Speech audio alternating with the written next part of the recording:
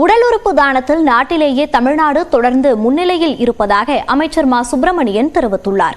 News 18 Tamil Nadu சார்பில் நடத்தப்பட்ட மருத்துவ விருதுகள் வழங்கும் நிகழ்ச்சியில் விருதுகளை வழங்கி பேசிய அவர் இதை தெரிவித்தார். இந்த ஆண்டு மட்டும் இன்னமும் டிசம்பர் முடியவில்லை.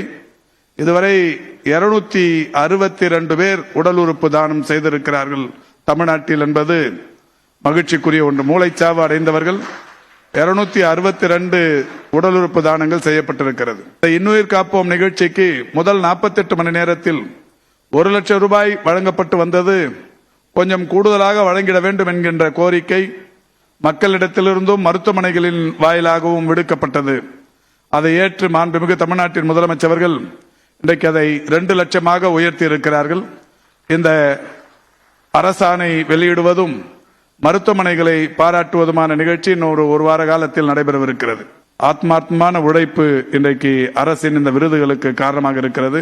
எனவே இப்படி அரசு விருது பெறுவதற்கு காரணமானவர்களை நம்முடைய நியூஸ் 18 அழைத்து பாராட்டி அவர்களுக்கு விருது வழங்குவது என்பது அவர்களை மேலும் ஊக்கப்படுத்துவதற்கும் உற்சாகப்படுத்துவதற்கும் இன்னமும் கூடுதலாக உழைப்பதற்கும் வழிவகுக்கும்.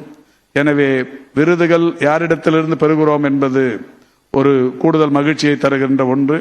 நியூஸ் 18 என்கின்ற இந்த தொலைக்காட்சி தமிழ்நாட்டில் மட்டுமல்ல இந்திய அளவில் பல மொழிகளில் கோடிக்கணக்கான வியூவர்ஸை பெற்றிருக்கிற இந்த அமைப்பின் சார்பில் பெறப்படுகிற விருதுகள் என்பது தகுதியானவை.